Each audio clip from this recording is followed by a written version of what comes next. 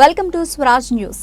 నేటి విద్య యాంత్రికంగా ఉంటుందని, అలాంటి విద్య వల్ల యంత్రాల్లాంటి మనుషులు తయారవుతున్నారు గాని మనసున్న మనుషులు తగ్గిపోతున్నారని, అలాంటి మనసున్న మనుషులను తయారు చేయడానికి వికాస తరంగిణి పిల్లల నుండే మంచి భావాలను, మంచి ఆలోచనలు పెంపొందించి అనేక కార్యక్రమాలను రూపొందిస్తోందని త్రిటంది శ్రీ శ్రీ చిన్నజీఆర్ స్వామి అన్నారు. కరీంనగర్ జిల్లా హుజరాబాద్ పట్టణంలోని శ్రీ సీతారామచంద్ర స్వామి ధ్వజస్తంభ ఉత్సవ విగ్రహ ప్రతిష్ఠా కార్యక్రమానికి ఆయన హాజరయ్యారు. యాగశాలలో ఆయన హోమం నిర్వహించి ధ్వజస్తంభానికి పూజలు చేశారు.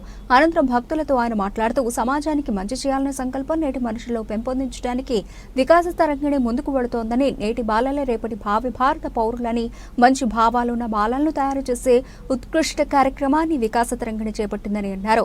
మనిషికి వికాసం ఏ విధంగానో సమాజానికి వికాసం అవసరమని, అలాంటి వికాసం కలిగిన సమాజ నిర్మాతలు ప్రతి ఒక్కరూ కావాలని ఆయన అభిలషించారు. సమాజంలో, కుటుంబంలో మహిళల పాత్ర ఎంతో ఉన్నతమైనదని, ఉత్కృష్టమైనదని, అలాంటి మహిళలకు ఉన్నతమైన స్థానాన్ని ప్రతి ఒక్కరూ అందించాలని, అలాంటి అభిప్రాయాలను పెంచాలని అన్నారు. చిన్నజీఆర్ స్వామి వెంట హుజరాబాద్ ఎమ్మెల్యే పాడి కౌశిక్ రెడ్డి ఉన్నారు.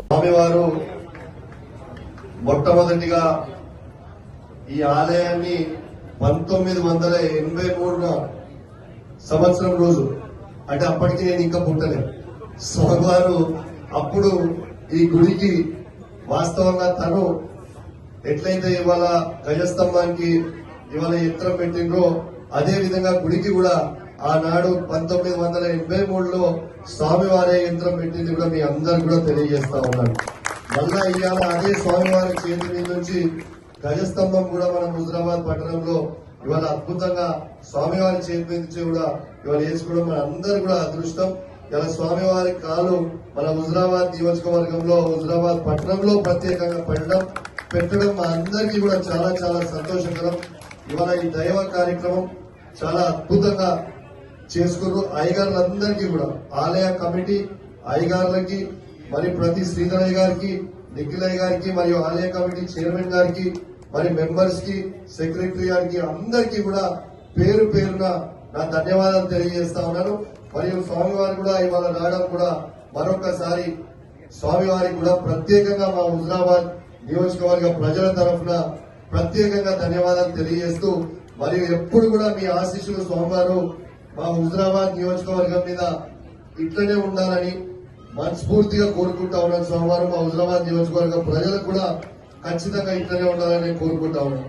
ఒక్కటి మాత్రం నేను స్వామివారి గురించి నిజంగా చాలా గొప్పగా చెప్పాలని అనుకుంటున్నా. స్వామివారి పవర్ గురించి, స్వామి గారు 2018లో సరే ఎన్నికలు గెలిచిన ఓడిపోయిన అయిపోయిన తర్వాత స్వామివారు నా ఇంటి గృహప్రవేశానికి వచ్చి 2019 నవంబర్లో స్వామివారి పవర్ చెప్తా ఉన్నా.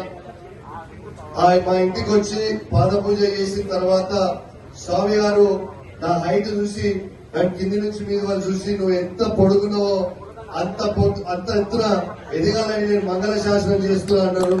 కరెక్ట్ గా 1 year, ఎగ్జాక్ట్లీ 1 year తిరగకంటే ముందే నేను ఎమ్మెల్సీ అయినా, విప్ అయినా, తర్వాత మీ అందరి ఆశీర్వాదంతో ఎమ్మెల్యే కూడా అయినా. వాస్తవంగా స్వామివారి పవర్ చెప్పడానికి కోసం ఈ చాలా కష్టకాలం నుండి అన్నాడు. నిజంగా స్వామి గారి కాలు పెట్టి ఆశీర్వదించిన తర్వాత చాలా అద్భుతంగా నా జీవితం కూడా మారిపోయిందని నేను మీ అందరూ కూడా తెలియజేస్తా ఉన్నాను.